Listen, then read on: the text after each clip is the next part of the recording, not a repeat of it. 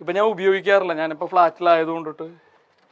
അതെനിക്ക് മനസ്സിലായിട്ടോ. ഇവിടെ മറ്റേ ഉപയോഗിക്കാത്തൊരു സ്മെല്ലുണ്ട്. അല്ലെങ്കിൽ ഞാൻ ഫുൾ ടൈം ഇവിടെ ഇരിക്കും. ഞാനിവിടെ ഉള്ളപ്പോ ഈ റിപ്പീറ്റ് മോഡിൽ റിപ്പീറ്റ് അടിച്ച് കാണുന്ന ഒരു സിനിമ വെച്ച് ഏതാ പറയാ? Good fellas. Good fellas. അങ്ങനെ ഗാങ്സ്റ്റർ പരിപാടികളില്ലേ, pulp fiction, good fellas, raging bull, അങ്ങനെ മാർട്ടിൻ സ്കോർസെസിയുടെ അങ്ങനെ സിനിമകളാണ് കൂടുതലും. Quentin Tarantino. അത് രണ്ട് കാര്യങ്ങളാണ്. ഒന്ന് ഭയങ്കര പെർഫോമൻസ് ഓറിയന്റഡ് ഫിലിംസ് ആണ് ഇത് മുഴുവൻ. പിന്നെ ഗാങ്സ്റ്റർ പരിപാടിയാണ് സംഭവം. ഞാൻ മുഴുവൻ ഈ തമാശയും ഫീൽ ഗുഡ് പരിപാടിയൊക്കെയാണ് ചെയ്യണമെങ്കിലും ഞാൻ കാണുന്നതും എനിക്ക് ചെയ്യാൻ താല്പര്യമുള്ളതും ഭയങ്കര തമാശയായിരുന്നു. ഫീൽ ഗുഡ് എന്നൊക്കെ പറഞ്ഞാൽ അജാതി ഫീൽ ഗുഡ്. ചുരുളിയും മാലിക്കും അതിന്റെ ഇടയില് സംഭവിച്ചു. ഞാൻ ഇപ്പോഴും ചെയ്യാൻ ആഗ്രഹിക്കുന്ന ഫിലിംസ് അങ്ങനത്തെയാണ്. കുറച്ചും കൂടി പെർഫോമൻസ് ആസ് ആൻ ആർട്ടിസ്റ്റ്. അതല്ല, ഈ കുറച്ചും കൂടെ ആക്ഷൻ ഓറിയന്റഡ് പരിപാടി, അടി ബഹളം, വയലൻസ് ഒക്കെ ഉള്ള പടങ്ങളാണ്. തമാശ കുറെ അല്ല, തമാശ രസമാണ്. പക്ഷെ എല്ലാത്തിനും ഒരു സാച്ചുറേഷൻ പോയിന്റ് ഇല്ലേ? തമാശ മാത്രമാകുമ്പോ ആളുകൾക്ക് നമ്മളെ മടുത്തു തുടങ്ങും.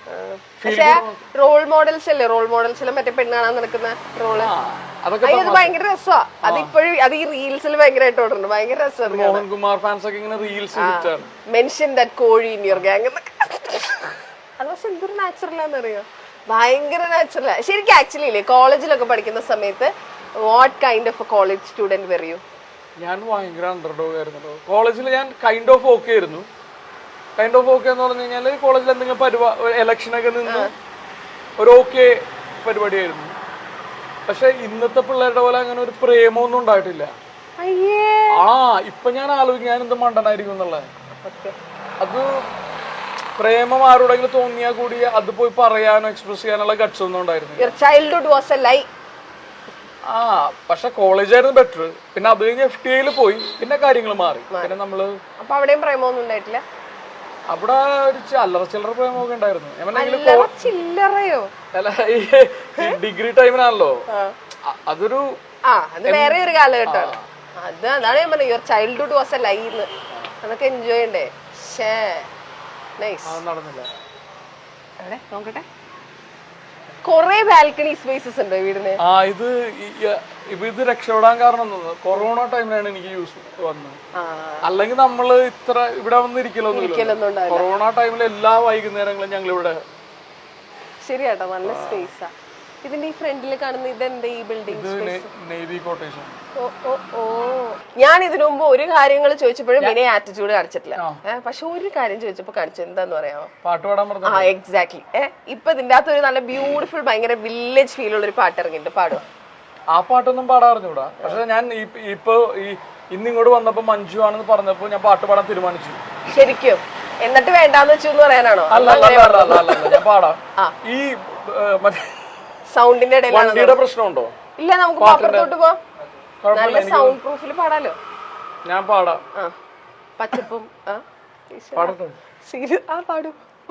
ചിരിപ്പിക്കോടോ? ഇല്ല. എന്താ പ്രശ്നം അറിയാം മഞ്ജു? എല്ലാരും തുറന്നു പറയുന്നോണ്ടിട്ട് വിചാരിക്കരുത്.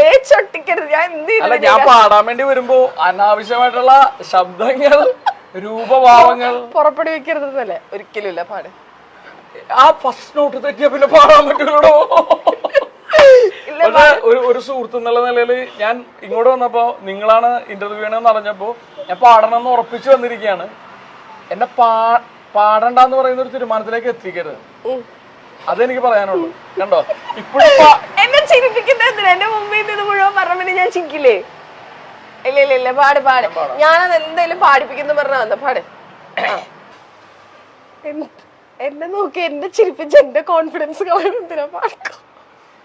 എനിക്ക് മനസ്സിലാകുന്നില്ല, ഒരാൾ ഇത്ര അടുത്തിരുന്നിട്ട് ചിരിച്ചു കഴിഞ്ഞാൽ നമുക്ക് പാടാൻ പറ്റും. ഞാൻ പുറകോട്ട് നീങ്ങിക്കാം. പാട്. ഞാൻ ചിരിക്കുന്നില്ല. മഞ്ജുവിന് വേണ്ടിട്ട് വേതാളം പോലെ കൂടെ തുടരുന്ന ശാപൊന്നും പാടരുതിട്ടോ. മഞ്ജുവിന് വേണ്ടിട്ടെന്നൊക്കെ പറഞ്ഞിട്ട്.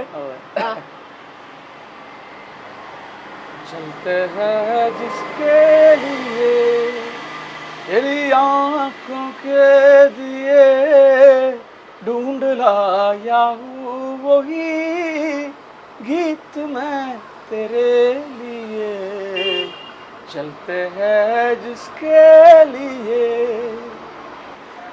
दिल में रख लेना इसे हाथों से ये टूटे ना कहीं गीत नाजुक है मेरे शीशे से भी टूटे ना कहीं दिल में रख लेना इसे हाथों से ये छूटे ना कहीं गीत नाजुक है मेरे शीशे से भी टूटे ना कहीं गुनगुना लूंगा वही गीत मैं तेरे लिए चलते हैं जिसके लिए तेरी यादों के दिए ढूंढ लाया हूँ वही गीत मैं तेरे